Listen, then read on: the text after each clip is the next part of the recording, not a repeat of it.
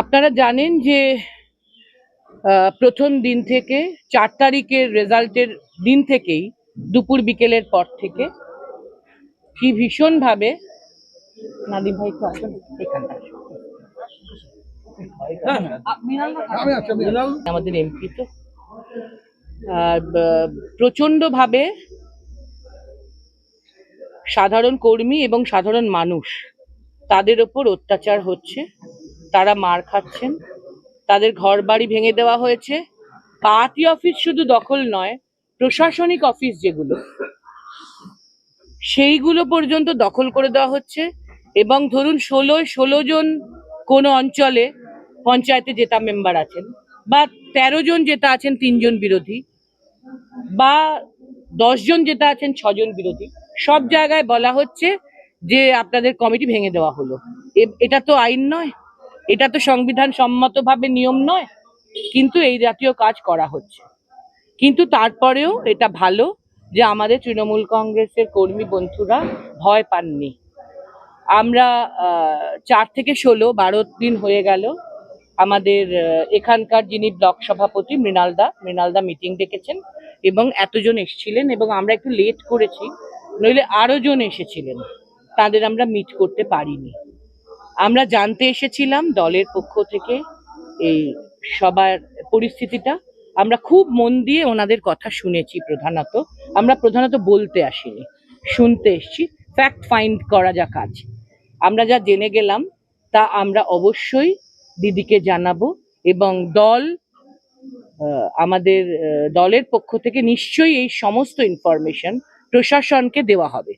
এবং কোর্টেও আমাদের দলের পক্ষ থেকে কেস করা হয়েছে, কোর্টও রায় দিয়েছে গতকাল যে যারা ঘর ছাড়া তারা যাতে বাড়ি ফিরতে পারে সে ব্যবস্থা প্রশাসনকেই করতে হবে। অতএব এই ফিডব্যাক গুলোও আমরা কোর্টের কাছে এবং স্থানীয় প্রশাসনের কাছে দলের পক্ষ থেকে যাবে, যে তারা যাতে সবাই সসম্মানে বাড়ি ফিরতে পারে, এবং কোর্টের অর্ডার অনুযায়ী তারা তাদের প্রশাসনিক অফিসগুলোতে যেন কাজ হয়। ময়নাতে কতজন বাড়ি ছাড়া এখন পর্যন্ত রয়েছে?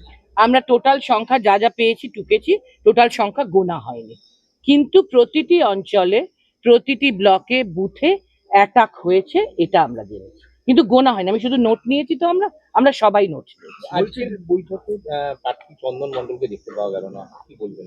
না, চন্দন এখানে যারা উপস্থিত তারা জানিয়েছেন যে উনি সবার সাথে ভোটের রেজাল্টের পরেও যোগাযোগ রেখেছেন, এবং আমার সঙ্গে তো কন্ট্যাক্ট হচ্ছিল ফোনেও, আমাদের যারা যোগাযোগ করেছিলেন তাদের সাথেও ছিল। কোনো কারণে আমাদের একটা টাইমের ব্যাপারে কোঅর্ডিনেশন গ্যাপ হয়েছে বলে হয়তো তিনি নেই, এখনো পর্যন্ত এটাই আমাদের ফিডব্যাক। বলছি দিদি, এই যে পূর্ব মেদিনীপুরে যেভাবে একটা রেজাল্ট হয়েছে 16-0, এর পর্যালোচনাটা কিছু হলো এখানে? ময়না তো একই রেজাল্ট, হ্যাঁ, অবশ্যই কি পর্যালোচনা?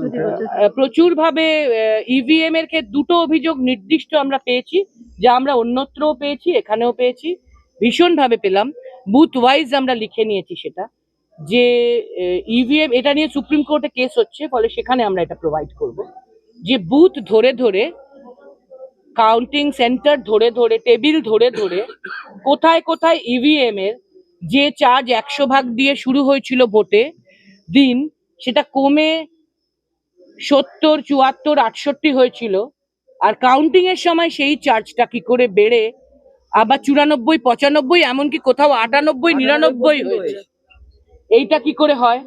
তাহলে ইভিএম এর এই ট্যাম্পারিংটা হয়েছে।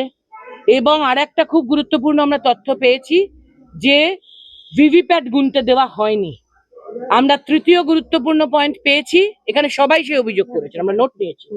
এবং তৃতীয় আমরা গুরুত্বপূর্ণ অভিযোগ পেয়েছি, শুধু 17C মেলালেই হবে বলা হয়েছে, কিন্তু এই যে কেন চার্জ বেশি, কেন এ ব্যাপারে কমপ্লেনও গ্রহণ করা হয়নি। এবং ওখানে উপস্থিত আরও এআরও, সেন্ট্রাল অবজারভার এবং সেন্ট্রাল ফোর্স সবাই বলেছে যে ভাই গুনলে গোনো, নয়তো তোমাকে বার করে দেব, তোমার কথা শোনা হবে না। এই থ্রেট তো গণতন্ত্রে দেখাবার কথা ছিল না। আর 4 নম্বর ইম্পর্টেন্ট, বেশিরভাগ কাউন্টিং এজেন্টকে 2টোর পর বার করে দেওয়া হয়েছে, মেরে তাদের কথা বলতে দেওয়া হয়নি, শোনা হয়নি। তো ফলে তারপরে কাউন্টিং, যেটা 10 রাউন্ড পর্যন্ত, এরকমও তথ্য আমরা পেলাম যে 10 রাউন্ড পর্যন্ত যেখানে 3000 হয়তো ডেফিসিট, সেটা 14 রাউন্ডে গিয়ে 16,000 কি করে হলো? এটাও একটা প্রশ্ন আমরা পেয়েছি। আমরা প্রত্যেকটা প্রশ্ন মন দিয়ে শুনেছি, লিখেছি। আমি হয়তো বলতে গিয়ে কিছু মিসও করতে পারি, তবে কিছু আমি মনে করে ঠিকই বলেছি বলে আমার ধারণা। ফলে এই সব ফিডব্যাক আমরা দলকে দেব এবং আমাদের দলই পাঠিয়েছে এখানে, এবং নিশ্চয়ই আমরা সুপ্রিম কোর্টে এই বিষয়ে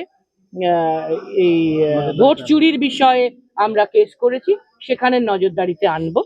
আর ল অ্যান্ড অর্ডারের প্রশ্নে হাইকোর্টে কেস হয়েছে, দিদি নিজে সেখানে প্লি করেছেন, আমরা সেখানে এটা বাকি যে ফিডব্যাক পেলাম সেটা আনবো নজরদারিতে। যারা ঘর ছাড়া আছে, যাদেরকে যারা আছেন বাইরে তারা নিজেরা করেছেন।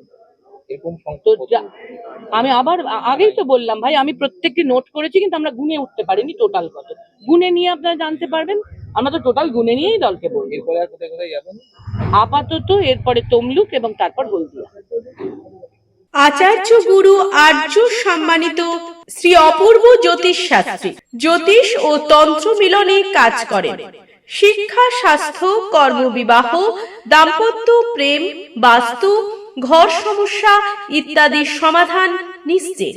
যোগাযোগ ময়না কৃপা সিন্ধু মোড় থেকে দক্ষিণে 2 মিনিটের পথ। চেম্বার প্রত্যেকদিন সকাল 10টা এবং বিকেল 4টে থেকে। যোগাযোগের ফোন নাম্বার 9932669427। বিশেষ দ্রষ্টব্য, ঠিকুজি কুষ্টি লিখন সহ বিচার এবং হস্ত বিচার করা হয়, তাই সমস্ত ধরনের সমাধানের সত্বর যোগাযোগ করুন অপূর্ব জ্যোতিষ শাস্ত্রীর কাছে। এখন এলআইসি নিয়ে এলো বীমা সখী। বিশদ জানতে যোগাযোগ করুন chief life insurance advisor Purnendu গাতাইতের সঙ্গে।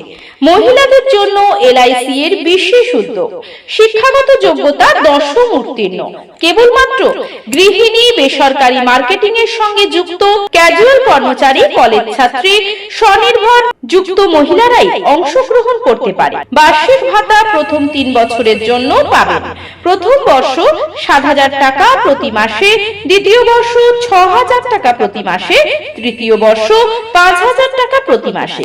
বিশদ জানতে ফোন করুন 9732621632 নাম্বারে। স্বাবলম্বী নারী মানে সমৃদ্ধি আমাদের।